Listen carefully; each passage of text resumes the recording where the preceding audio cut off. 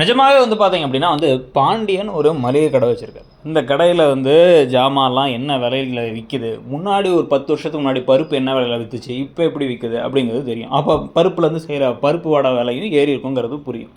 ஆனால் வந்து பார்த்தீங்க அப்படின்னா வந்து இவர் அப்படியே கில்லி படம் 2004 வந்துச்சு. அந்த படத்தில் என்ன பண்ணுவாங்க அப்படின்னா வந்து 100 கொடுப்பாங்க. 100 கொடுத்து 100 பத்திரமா வச்சுக்க அப்படின்னா கத்தையாக கொடுப்பாருன்னு பார்த்தா ஒத்தையாக கொடுக்குறாரு அப்படிங்கிறதுலாம் வந்து ஒரு ஃபேமஸான ஒரு காமெடியாக இருந்து அந்த குடத்தெல்லாம் கொண்டு போய் அடக வைப்பாங்க.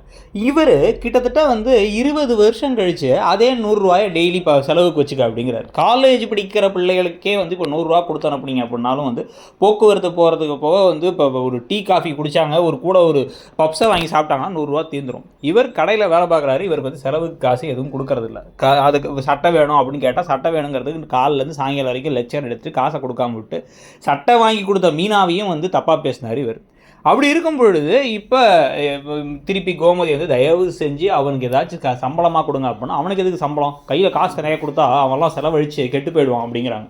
இப்போ கதிர் கையில் காசு இருக்குது, அப்போ என்ன செய்ய போகிறீங்க? கதிர்கிட்ட வந்து நீங்கள் எங்களுக்கு என்னமே காசெல்லாம் என்கிட்ட கொடுத்துருன்னு கேட்க போகிறீங்களா?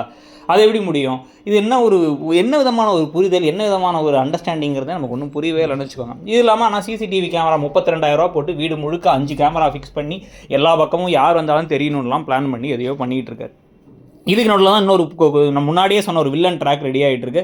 இந்த குமரவேல் அண்டு சக்திவேல் நேராக கிளம்பி வந்து கொஞ்சம் எப்போ பார்த்தாலும் உருன்னே இருக்கிற 2 பேரும் கிளம்பி இந்த ஆஃபீஸ் போகிறாங்க. ஆஃபீஸ் போயிட்டு அங்கே உள்ளார போய் யார் எங்களுக்கு எதிராக நோட்டீஸ் கொடுத்தான்னு பார்த்தா அது மீனா. நீங்கள் இந்த கத்துற வேலைலாம் வச்சுக்காதீங்க. ஒரு அரசு அதிகாரிக்கு எதிராக அந்த மாதிரி கத்தி வேலையை செய்ய விடாமல் தடுத்தால் போலீஸ் கேஸ் கூட போடலாம். ஆக்கிரமிப்பு பண்ண இடம் அப்படின்னா அந்த இடத்த இடிக்க தான் செய்வாங்க அப்படின்னு சொல்லி அனுப்பிவிட்டுறாங்க. ஸோ இதை வச்சு ஒரு வில்லன் ட்ராக் வேறு மீனாவுக்கு எதிராக இவங்க அப்படின்னு வந்திருக்க ட்ராக் நல்ல இன்ட்ரெஸ்டிங்கான ட்ராக். அது எப்படி போகுது அப்படிங்கிறத பார்க்கலாம். ஸோ இதுக்கு நடுவில் இங்கே வந்து என்ன பண்ணுறாரு அப்படின்னா செந்தில் ஒரு கடத்தில் கடுப்பாயிட்டார். 100 எடுத்துக்கடா, இனிமேல் ஆளுக்கு 100 எடுத்துக்கோங்க அப்படின்னு உடனே அது என்ன 100 அப்படின்னு ஒரு 500 எடுத்துக்கிறாரு. அதால் என்ன பிரச்சனை வரப்போகுதுங்கிறது தெரில.